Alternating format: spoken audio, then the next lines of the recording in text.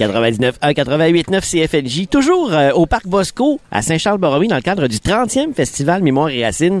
Et Gilles Garand est à mes côtés. Gilles, bonjour. Allô, allô. Comment ça va? Ben, ça va très bien. Regarde la Mémoire et Racines, notre 30e anniversaire. J'en ai fait plusieurs années que je suis ici, là. Oui? Puis cette année, ben, c'est particulier parce que je vais avoir mon concert demain à 12h15. Et c'est un super concert présenté sur le cornet acoustique, le parcours d'un passeur. Ben oui, moi, j'ai commencé en 70 à faire de la recherche sur la tradition. En 74, j'ai fondé le groupe Les Ruines Babines. On a joué au Québec, en Acadie, en Louisiane. Puis après ça, ben moi, j'ai travaillé à la Société pour la promotion de la danse traditionnelle québécoise pendant 30 ans. J'ai organisé la grande rencontre pendant 28 ans. J'ai fait le danse-neige ici à Saint-Nigory pendant des années. Alors, je veux dire, j'ai du bagage derrière la cravate, comme on dit. Là. Ouais. Puis en même temps, ben moi, mon rôle dans la vie, c'est... En fait, j'ai pris la responsabilité de devenir un porteur, mais un transmetteur de patrimoine vivant pour faire en sorte que ça se transmette d'une génération à l'autre. C'est dans ce sens-là que j'organise la culture. Mais là, demain, c'est mon privilège d'avoir mon concert. Ben, moi, j'allais dire, est-ce que ça se peut que demain, vous vous êtes un peu payé la traite parce que vous êtes entouré vraiment de grands noms de la musique traditionnelle pour votre spectacle? Là. Ben oui, on a Alexandre de Grosbois, qui est votre Garand, fils? Qui est mon fils, Mélisande, qui est ma bru, mais Véronique Place, Nicolas Babineau, guitare et podorythmie et violon. Et puis garde, ça fait 5. Puis hier, on pratiquait chez Bébert ici, là, à Sainte-Mélanie. Et je peux te dire une affaire, les gens vont trouver de l'émotion là-dedans parce que ma qualité, probablement, c'est d'être un être qui exprime beaucoup les sentiments. Et avec Mélisande, dans Par un dimanche au soir, par exemple, c'est envoûtant, avec la guimbarde, avec nos deux voix qui se complètent, la flûte d'Alexandre, le piano, le violon, la podorythmie. On en parle, on est déjà la chair de poule. Non, je dis, ça va être un très, très beau concert. Puis c'est émouvant à 77 ans, faire un concert à Mémoire et Racines.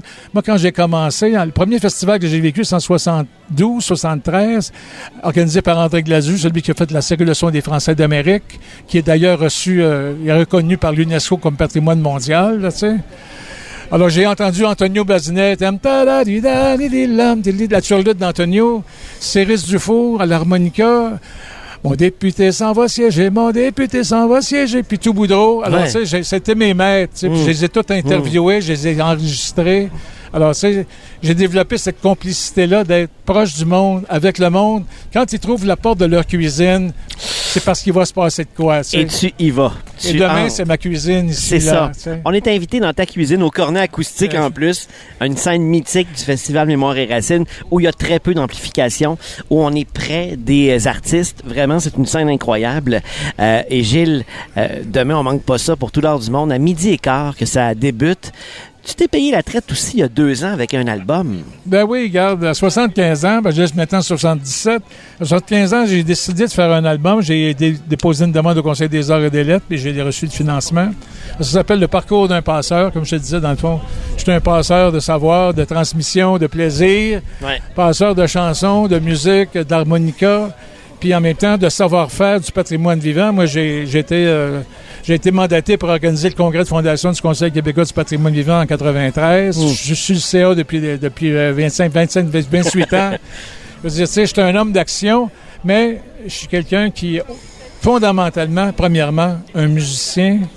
Ensuite de ça, j'ai pris la responsabilité de, si tu le fais pas, qui va le faire? Alors, c'est cette responsabilité-là que j'ai prise d'être un organisateur culturel. Puis, là, je me paye la traite demain. En fait, je suis fier que Mémoire et Racines m'invite pour le 30e anniversaire pour me permettre de faire mon concert où finalement, il y a de la chanson, il y a de l'harmonica, il y a de l'accordéon, il y a de l'émotion, il y a du plaisir, il y a de la solidarité collective. Gilles, je propose d'entendre un extrait de cet album qui a été enregistré il y a 2 ans. Alors, tu vois, ce morceau-là s'appelle Le Ril du pendu. Ouais. Alors, nous, on a fait, ma conjointe Louise de Grosbois, puis moi, puis Raymond de Lamotte, puis Lise Nantel, dans les années 71, 72, 73, on a fait la recherche pour un livre qui s'est appelé Les Patenteux du Québec. Et en parallèle à ça, il y avait le conjoint de Raymond de Lamotte, Alain Desti, qui était caméraman, qui était le caméraman de André Gladu, qui faisait son film Le Ril du Pendu. Lui, il était à la recherche des liens entre le Québec et la Louisiane. Alors ici, c'est Le Ril du Pendu, l'histoire d'un... En fait, c'est une légende qui raconte que finalement, c'est quelqu'un qui a été condamné à être pendu. Alors, imagine-toi la scène, on est dans les vieux pays, là, puis sur une grande place publique, un peu comme ici, sur un grand territoire, là. Les gens sont en attente, puis là, arrive sur un cheval un homme avec une corde déjà au cou, prêt à être pendu, puis il lance la corde sur l'arbre, puis il tire dessus, puis là, il pose la question, les juges sortent, puis ils posent la question, aurais-tu un dernier souhait avant de mourir? Fait que la personne les regarde, elle dit, si j'étais capable de vous jouer un air de violon sur un violon désaccordé, mais laisseriez-vous la vie sauve? Alors les juges consternés se sont concertés. Et le grand chef a dit, si tu es capable de nous jouer un air de violon sur un violon, on va te laisser la vie sauve. Et il a joué ça? Et tout à coup, de cette masse de monde-là, un petit homme, pas plus haut que ça, est sorti avec un violon. Il a donné, mais les cordes étaient toutes brisées. Il a donné un petit morceau de bois fait comme un archet avec du crin de cheval. Il a dit, joue ton air. Puis là, il a joué cet air-là. Et moi, je l'appelle le ril de la liberté parce qu'il a sauvé la vie, finalement, tu sais. Alors, tout le monde joue ce morceau-là. C'est comme une légende. Puis en même temps, tu vas en Norvège, en Écosse. Ça, c'est un tuning, open tuning. Regarde, on avait tantôt du old time. Alors, il y a comme un air qui se promène dans le temps, dans l'histoire du temps, de gens qui jouent pour le plaisir, mais qui jouent pour la musique de violon pour gagner leur liberté. Ouais. Alors, pour moi, Le Ril du Pendu, c'est ça que c'est un hymne libérateur qui fait en sorte que la musique est partie de là, mais la vie maintenant est créative, tout le monde la réinterprète, la réinvente. On est sur un chemin extraordinaire depuis les années 70 à maintenant, là, 30 ans de mémoire et racines. C'est juste pour dire que cette tradition-là, elle a sa qualité, c'est qu'elle est vivante. C'est ça qu'on appelle du patrimoine vivant. On écoute votre version de ce Ril de la liberté, le Ril du Pendu à CFNJ. Merci Gilles Garand. Et on rappelle que demain, c'est à 12h15 qu'on va vous entendre sur la belle et grande scène, le cornet acoustique ici, au parc Bosco de Saint-Charles-Borromée. Bon festival, bon 30e. Merci. Salut tout le monde. On va à demain.